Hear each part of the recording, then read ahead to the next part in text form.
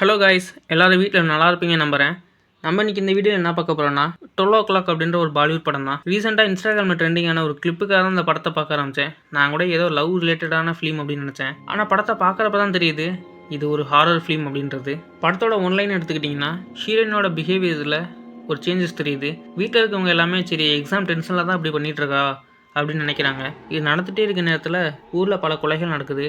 அந்த கொலையெல்லாம் பண்ணது நான் தான் அப்படின்னு ஹீரோயின் சொல்கிறாங்க. அவங்க ஆம்பளை வயசுலையும் பேசுகிறாங்க. நம்ம ஹீரோயினோட பேரண்ட்ஸ் எப்படி அந்த பேயை ஓட்டுறாங்க, அந்த பேயிட்டேருந்து அவங்களோட பொண்ணை எப்படி மீட்கிறாங்க அப்படின்றதான் மீதி கதை. வாங்க வீடியோக்குள்ளே போயிடலாம். படத்தோட ஆரம்பத்தில் ஒரு பையன் வேலையை முடிச்சுட்டு வீட்டுக்கு போயிட்டுருக்கான். போயிட்டுருக்கப்பவே அவனுக்கு ஏதோ ஒரு விசித்திரமான சவுண்டு கேட்குது.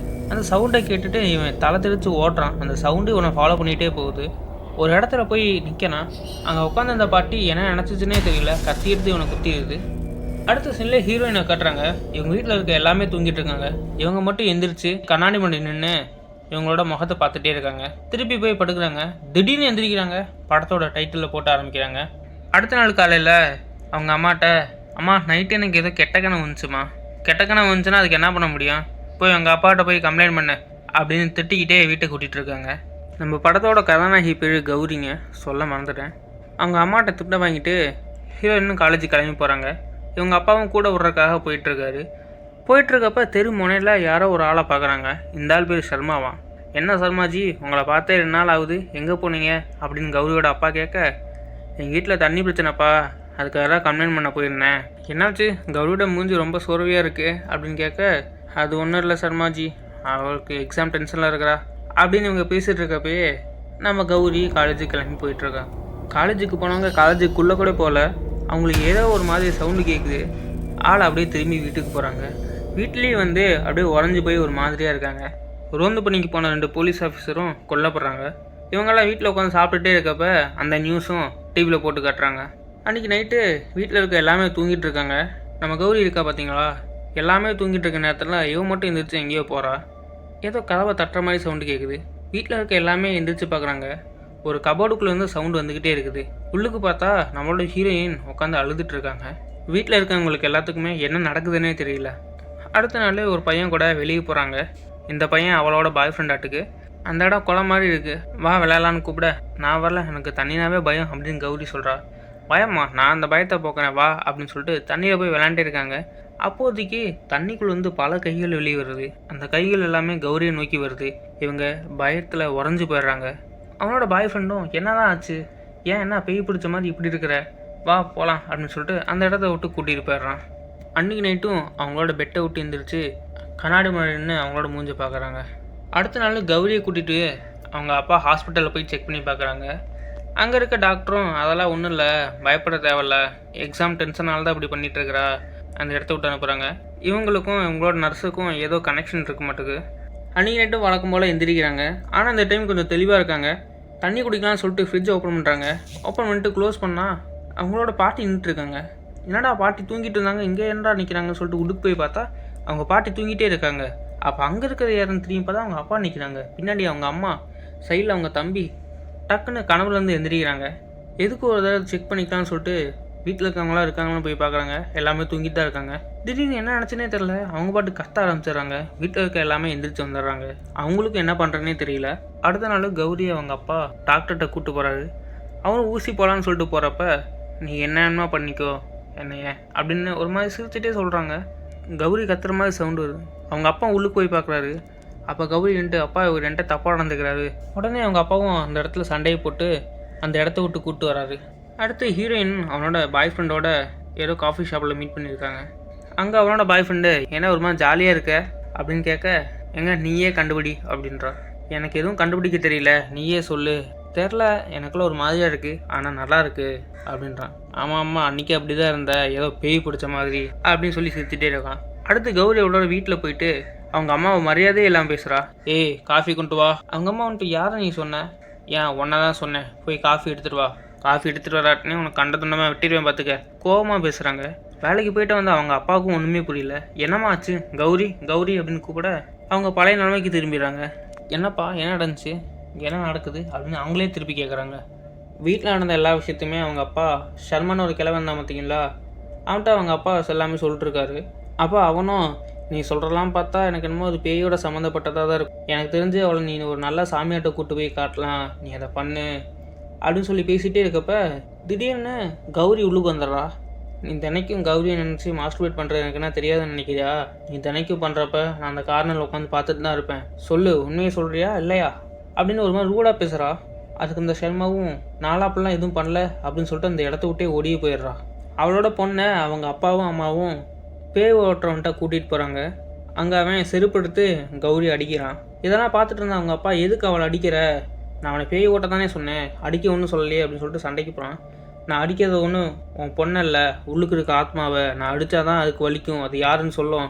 திருப்பி அடிக்க போகிறான். அவங்க அப்பா அடிக்க விடாமல் தடுத்து அவளோட பொண்ணை வீட்டுக்கு கூட்டிகிட்டு வந்துடுறான்.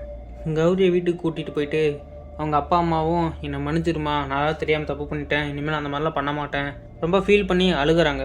இந்த ஷர்மான்னு பார்த்தா பார்த்தீங்கன்னா ஒரு கிழமை அவன் ஊரையே காலி பண்ணிவிட்டு ஓலான்னு சொல்லிட்டு பஸ்ஸில் போயிட்டே இருக்கிறான். ஷர்மா அங்கிள் அப்படின்னு கௌரியோட வாய்ஸ் கேட்குது. அவனும் திரும்பி பார்க்கறான், கௌரியை காணா. இந்த ஊரை விட்டு போனால் நீ பொழைச்சிடலான்னு நினைக்கிறீங்களா ஷர்மா அங்கிள் அப்படின்னு திருப்பியும் கௌரியோட வாய்ஸ் கேட்குது. அவன் பயத்தில் பஸ்ஸை நிறுத்த போகிறான். பஸ்ஸுக்குள்ளே உட்காந்து ஒரு குட்டி பையன் ஷர்மாவோட கழுத்தை நிறுத்தியே கொண்டுறான். கௌரியோட அப்பா அவனோட அம்மாவையும் அவனோட பையனையும் ஊருக்கு அமுச்சு வச்சிட்றான். கௌரியோட பாய் ஃப்ரெண்டு இருந்தான் பார்த்தீங்களா, அவன் கிரிக்கெட் மேட்ச் பார்த்துட்ருக்கான். அப்போதைக்கு கரண்ட் கட் ஆகிடுது. சரி ஜென்ரேட் ஆகணும்லாம் சொல்லிட்டு போகிறப்ப கௌரியோட வாய்ஸ் கேட்குது. எங்கே கௌரி, எங்கே இருக்க அப்படின்னு சொல்லிட்டு கௌரியை தொலைகிட்டே இருக்கிறான். அப்போதைக்கு வெள்ளை கலர் துணியில் யாரோ உட்காந்துருக்க மாதிரி இருக்குது. என்ன கௌரி, என்ன விளையாட்டு இதெல்லாம் அப்படின்னு சொல்லிட்டு அந்த வெள்ளை துணியை எடுத்து பார்க்குறான். உள்ளுக்கு யாரையுமே காணாம். அவனுக்கு பயத்தில் அப்படியே உறைஞ்சிட்றான். அந்த இடத்த விட்டு ஓடலான்னு சொல்லிட்டு ஓடுறான். அங்கே போய் பார்த்தாலும் அதே மாதிரியே ஒரு உருவம் உட்காந்துருக்கு. என்ன இங்கே இருக்குன்னு சொல்லிட்டு திருப்பி ஆப்போசிட்டில் ஓடுறான். அங்கே பார்த்தாலும் அதே உருவம் இருக்குது. ஓடுறான், அப்படியே கால் தட்டிக்கு கீழே விழுந்து அங்கேயே அவன் இறந்து போயிடுறான். அவங்க அப்பா சைக்காட்டிஸ்ட்டை கூட்டிகிட்டு போய் காட்டுறான். கௌரியோட கண்ணில் லைட் அடித்து இந்த லைட்டை மட்டும் பாரு அப்படின்னு சொல்லிகிட்டே இருக்கிறான். உன் பேர் என்ன அப்படின்னு கேட்குறப்ப என் பேர் பாபு அப்படின்றான். ஹீரோயினோட அப்பாட்ட உங்களோட பொண்ணுக்கு எந்த விதமான பிரச்சனையும் இல்லை, இதை ஈஸியாக குணப்படுத்திடலாம் அப்படின்னு அவங்க அப்பாட்ட சொல்கிறான். ஃபர்ஸ்ட்டில் ஒரு டாக்டர் பார்த்தோம் பார்த்தீங்களா, அந்த டாக்டர் நர்ஸும் 2 பேரும் மாற்றி மாற்றி குத்தி இறந்து போயிடுறாங்க. அந்த நியூஸும் டிவியில் வருது. அதை பார்த்துட்டு இருந்த ஹீரோயின், இந்த கொலை மட்டும் இல்லை, கடந்த 2 வாரத்தில் நடந்த 6 கொலையும் நான் தான் பண்ணேன் அப்படின்ற தகவலை கொடுக்குறா. அந்த இடத்துலேயே இன்டர்வியூலும் போடுறாங்க. நடந்த கொலைகள் எல்லாமே ஆராய்ச்சி பண்ணுற ஆஃபீஸரோட பேர் ஃப்ரான்சிஸ். இவங்களோட ஒய்ஃபுக்கு ஒரே சந்தேகம், நீலாம் ஒரு நல்ல ஆஃபீஸரா, பெரிய ஆஃபீஸர் தானே பேர், உனக்கு பொண்டாட்டி இருக்கப்பே இன்னொரு பொண்ணு கூட தொடர்பில் இருக்கே, இதெல்லாம் நியாயமா அப்படின்னு கேட்குறப்ப, இது வரைக்கும் நான் ஏகப்பட்ட என்கவுண்டர் பண்ணியிருக்கேன், உன்னையும் சுட்டுட்டு போகிறதுக்கு எனக்கு ரொம்ப நேரம் ஆகாது அப்படின்னு அவங்க பொண்டாட்டியை திட்டிட்டு இவர் போலீஸ் ஸ்டேஷனுக்கு போகிறாரு. அங்கே போனால் ஹீரோயினோட அப்பா, இந்த கொலையெல்லாம் நடந்தது யார் பண்ணாங்கன்னு எனக்கு தெரியும், அது பண்ண வேறு யாருமே இல்லை, என் பொண்ணு தான் அப்படின்றான். ஃப்ரான்சிஸ் நம்பவே இல்லை. கான்ஸ்டபிள், இந்த மாதிரி ஆளெலாம் உள்ளுக்கூடாதீங்க, இருந்தாலும் இழுத்து வெளியே தெலுங்க அப்படின்றான். நான் சொல்கிறேன் நம்புங்க, அந்த கொலை எப்படி நடந்துச்சுன்னு கூட எனக்கு தெரியும், கொலை பண்ணவனோட கண்ணு அவனோட கையில் தானே இருக்கும், எனக்கு எல்லாமே தெரியும். ஃப்ரான்சிஸால் நம்பவே முடியல. இந்த கேஸை பற்றின டீட்டெயில்ஸ் நம்ம மீடியா கூட சொல்ல எப்படி இந்த ஆளுக்கு தெரியும். அவனோட பொண்ணை பார்க்கறதுக்கு கிளம்பி வீட்டுக்கு போகிறான். அந்த கௌரி இருக்கா பார்த்தீங்களா, அவள் ஆம்பளை வயசில், வா ஃப்ரான்சிஸ், உனக்காக தான் காத்துட்டு இருந்தேன், உனக்கு ஞாபகம் இருக்கா, அந்த மழை பெய்யாத இரவு, அந்த இடத்துல நீயும் நானும் மட்டும்தான், வேறு யாருமே இல்லை, எங்க என் பேரை சொல்லு, தெரியல, நான் தான் பாபு. அதை கேட்டவுடனே அந்த போலீஸ் ஆஃபீஸர் தலை தெறிக்க ஓடியே போயிடுறான். கௌரியோட அப்பாவும் அம்மாவும், நீ யார், உனக்கு என்ன தான் வேணும், எதுக்கு என் பொண்ணை சூஸ் பண்ண? என் பேர் பாபு, நான் ஒரு சைக்கோ கில்லர், என்னை அவன் கொன்னுட்டான், நான் ஆத்மாவாக மாறிட்டேன். நார்மலாக ஒரு ஆத்மாவால் எதுவும் பண்ண முடியாது, அதுக்கு ஒரு உடம்பு தேவை, நான் அதான் உன் பொண்ணை சூஸ் பண்ணேன். உங்கள் அப்பா எத்தனையோ பேர் இருக்கப்போ எதுக்கு என் பொண்ணை சூஸ் பண்ண அப்படின்னு கேட்க, ஏன்னா உன் பொண்ணை எனக்கு ரொம்ப பிடிச்சிருந்துச்சு, அதனால தான் நான் உடம்பு எடுத்துக்கிட்டேன். நார்மலாக ஒரு ஆத்மாவால் உடம்பு எடுக்கிறது சாதாரண விஷயம் இல்லை. அவங்கள ஒரு ப்ரெஷர் பண்ணி பயமுறுத்தி ஒரு சூழ்நிலைக்கு தள்ளி நான் அவளோட உடம்பு எடுத்துக்கிட்டேன். இப்போ நான் உன்ட்ட ஒன்று சொல்லணும், உன்னோட பொண்ணு ரொம்ப அழகாக இருக்கிறா அப்படின்னு அந்த பாபு சொல்கிறான். அடுத்து அந்த சைக்காட்டிஸ்ட் இருக்கான் பார்த்தீங்களா, அவங்க அம்மாவுக்கு உடம்பு சரியில்லையாட்டுக்கு ஹாஸ்பிட்டல் வச்சுருக்காங்க. பாபு, எனக்கு ரொம்ப பயமாக இருக்குது பாபு, நான் உயிர் வாழணும் பாபு அப்படின்னு சொல்லி அவங்க அம்மா பேசிகிட்டே இருக்கப்பயே கௌரியோட அப்பா ஃபோன் பண்ணி, சார் நீங்கள் இங்கே வந்தே ஆகணும் அப்படின்றான். அவனும் கௌரியோட வீட்டுக்கு போயிட்டு கௌரியோட கையை பிடிச்சி பார்க்குறான். அப்போ கௌரி அவங்களோட அம்மா வயசில் அவங்க அம்மா சொன்னதை அப்படியே திருப்பி சொல்கிறா. இதை கேட்டு அவர் பேடிச்சு போய் அந்த இடத்த விட்டு வெளியே போகிறாரு. வெளியே போனோடனே அவருக்கு ஃபோன் வருது, சார் உங்கள் அம்மா தவறிட்டாங்க அப்படின்ற நியூஸையும் சொல்கிறான். அடுத்து அந்த ஃப்ரான்சிஸ் இருக்கான் பார்த்தீங்களா, அவனோட சீனியர் ஆஃபீஸர்கிட்ட போயிட்டு, சார் நீங்கள் ஒரு 2 வருஷத்துக்கு முன்னாடி ஒருத்தனை கொல்ல சொன்னீங்களே, ஒரு சைக்கோ கில்லர், அவன் இப்போ ஒரு பொண்ணோட உடம்புல இருக்கான். அப்படியே அதே வாய்ஸில் பேசுகிறான். என்ன ஃப்ரான்சிஸ் குடிச்சிருக்கியா? சார் என்ன பார்த்து சந்தேகப்படுறீங்களா? டியூட்டியில் இருக்கப்போ நான் எதுக்கு குடிக்க போகிறேன்? சார் நான் நம்புங்க அப்படின்றப்ப, நீ இந்த கேஸ் டென்ஷனில் இருக்கேன்னு நினைக்கிறேன், போய் வீட்டுக்கு போய் ரெஸ்ட் எடு அப்படின்னு சொல்லி அவரை வீட்டுக்கு அனுப்பிச்சி வைக்கிறாரு. வீட்டுக்கு போனால் அவனோட பொண்டாட்டி, யார் அந்த பொண்ணு சொல்கிறியா இல்லையா, யாரை நீ வச்சிருக்கிற, அவளோட பேரை சொல்லு, அவளோட பேரை சொல்லுன்னு கேட்க, இவன் கௌரியை பற்றி சொல்லிருக்கிறான். அவனோட பொண்டாட்டியை கழுத்தை நெரிச்சு கொன்றான். அவளை சாவடிச்சது மட்டும் இல்லாமல் இவனும் துப்பாக்கி எடுத்து சுட்டுட்டு அந்த இடத்துல இறந்து போயிடுறான். ஃப்ரான்சிஸோட சீனியர் ஆஃபீஸர் சைக்காட்டிஸ்ட்டை போய் சொல்லிட்டு இருக்கான். சார் இது மாதிரி 2 வருஷத்துக்கு முன்னாடி கொன்னவனை பற்றி ஃப்ரான்சிஸ் வந்து சொல்லிட்டு இருந்தான். அவனும் இறந்து போயிட்டான். அவனுக்கு இறக்கிறதுக்கான எந்த விதமான காரணமுமே இல்லை. அவன் இறக்கிறதுக்கு முன்னாடி என்கிட்ட இதான் சொல்லிட்டு இருந்தான் அப்படின்னு சொல்ல, ஆமாம் எனக்கும் அவளை பற்றி தெரியும். அவங்க 2 பேர் நேரில் கிளம்பி கௌரியை பார்க்க போகிறாங்க. கமிஷனரை பார்த்து, வாங்க கமிஷனர், என்ன எப்படி இருக்கீங்க? உங்களால் என்னை எதுவுமே பண்ண முடியாது. நான் கௌரியோட உடம்புல இருந்து நான் ஏகப்பட்ட கொலைகளை பண்ணிகிட்டே இருக்க போகிறேன். நீங்கள் என்னை கொல்லக்கூட முடியாது. யான்னு தெரியுமா? ஏன்னா ஆல்ரெடி நான் செத்துட்டேனே. கௌரியோட வயசில், அம்மா அப்பா என்னை காப்பாற்றுங்க இந்த பாபுக்கிட்ட இருந்து அப்படின்னு அழுகிறா.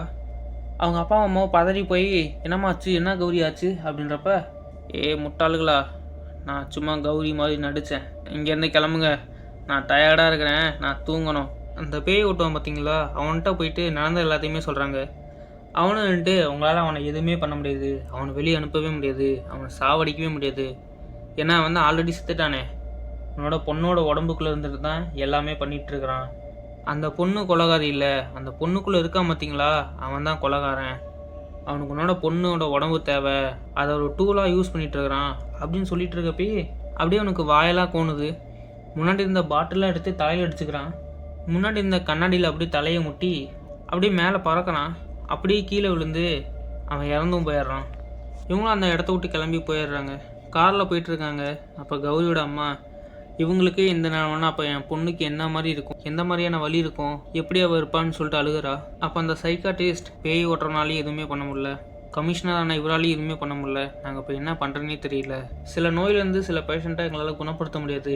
அந்த பேஷண்ட்டை கொலை பண்ணி அவளுக்கு நல்லபடியான சாவு கொடுப்போம். அவங்க அப்பா என்ன என் பொண்ணை கொலை பண்ண சொல்கிறியா அப்படின்னு சொல்லிட்டு அழுகிறான். ப்ளீஸ் புரிஞ்சுக்குங்க, நமக்கு வேறு வழியே கிடையாது. உங்களுக்கே தெரியும், உங்களோட பொண்ணோட உடம்புல உட்காந்துட்டு அவன் எல்லா கொலையுமே பண்ணிகிட்ருக்கிறான். நமக்கு வேறு வழியே கிடையாது. இவங்க பேரண்ட்ஸும் அக்செப்ட் பண்ணிக்கிறாங்க. கௌரியோட அப்பாவும் அம்மாவும் அவளோட வீட்டுக்கு போகிறாங்க. இப்போ கௌரி உட்காந்துருக்கா. இப்போ அவங்க அப்பா அந்த பாபுட்ட பேச்சு கொடுத்துட்டே இருக்கா. அவங்க அம்மா பாத்ரூமில் போயிட்டு வாளி எடுத்துகிட்டு வீட்டுக்குள்ளே போகிறாங்க. ஏன்னா அந்த பேய் ஓட்டுறன் வீட்டுக்கு போனீங்களா, அவன் செத்துருப்பானே, நான் ஃப்ரான்சிஸை தான் யூஸ் பண்ணேன் அவனை கொலை பண்ணுறதுக்கு. அப்போ அவங்க அம்மாவை போயிட்டு மண்ணெண்ணையை அந்த வாளியை ஊற்றிட்டு இருக்காங்க. இவர் பேச்சு கொடுத்துட்டே இருக்காரு. நாங்கள் ஒரு முடிவு எடுத்துட்டோம், நீ என்னோட பொண்ணோட உடம்புக்குள்ளே இரு அப்படின்றான். என்ன, நீ முடிவு எடுத்துட்டியா? நான் அந்த முடிவை எப்போயோ எடுத்துட்டேன். நீ நினச்சாலும் நான் போக மாட்டேன். என்ன சொல்ல வந்திய விஷயத்துக்கு வா. நான் இதை தான் சொல்ல வந்தேன். அது மட்டும் இல்லாமல் நானும் உங்க கூட இருந்தலான்ட்டு இருக்கோம். ஓ அப்படியா, ரொம்ப சந்தோஷம். நீ பண்ணலாம் பார்த்துட்டு எனக்கு ரொம்ப டென்ஷன் தான் ஆச்சு. கடைசியில் நீயும் என் வழிக்கு வந்துட்ட. வெளியிருந்து பார்க்கறவங்க எல்லாத்துக்குமே நான் உன்னோட பொண்ணாகவே இருக்கிறேன். ஆனால் உள்ளுக்கு இருந்து நான் எல்லாத்தையும் கொலை பண்ணிகிட்டே இருக்கிறேன். அப்போ அந்த விஷயம் தெரிஞ்ச அந்த சைக்காட்டிஸ்ட்டும் கமிஷனரையும் கொலை பண்ணிடுறேன். ஊரில் இருக்காங்களா உன் பையனும் அம்மாவும், அவங்களையும் கொலை பண்ணிடுறேன். நம்ம 3 பேர் மட்டும் இருக்கலாம் அப்படின்னு சொல்லிகிட்டே இருக்கப்ப பின்னாடி இருந்து அவங்க அம்மா அந்த மண்ணெண்ணையை அவங்களோட மேலே ஊற்றிடுறா. அவங்க அப்பாவும் பற்ற வச்சுட்டு கதவை பூட்டிடுறாங்க. வெளியே போனோடனே அவனோட பொண்ணோட வாய்ஸ் கேட்குது, அப்பா என்னை காப்பாற்றுங்க காப்பாற்றுங்கன்ட்டு. அவர் காப்பாற்றலான்ட்டு போகிறாரு. அந்த சைக்காட்டிஸ்ட் இருக்கார் பார்த்தீங்களா, அது உன் பொண்ணு கிடையாது, அவன் தான் உன்னோட பொண்ணு மாதிரி நடிக்கிறான் அப்படின்னு சொல்லிட்டு அவரை பிடிச்சி வச்சுருக்கான். படமும் அப்படியே முடியுது. அந்த சைக்காட்டிஸ்ட் இருக்கார் பார்த்தீங்களா, அவருக்கு நடந்தது எல்லாமே டைப் பண்ணிட்டுருக்காரு. என்னோட 40 வருஷ எக்ஸ்பீரியன்ஸில் நான் நினச்சிட்டு இருந்தேன் அனாமிஷம் கெட்ட சக்தின்றது எதுவுமே இல்லைன்னு நினச்சிட்டு இருந்தேன். ஆனால் எல்லாமே இருக்குது, இந்த ஒரே ஒரு கேஸில் எனக்கு தெரிய வந்துச்சு அப்படின்னு அவனு சொல்கிறாரு. உங்களுக்கும் இது மாதிரி பேய் அனுபவம் இருந்துச்சுன்னா கமெண்ட் பண்ணுங்கள், நானும் படித்து தெரிஞ்சுக்கிறேன். நான் நம்புகிறேன் நீங்கள் எல்லாமே இந்த படத்தை என்ஜாய் பண்ணியிருப்பீங்கன்ட்டு. இதே மாதிரி ஒரு நல்ல படத்தோடு வந்து உங்களை சந்திக்கிறேன். Bye bye guys.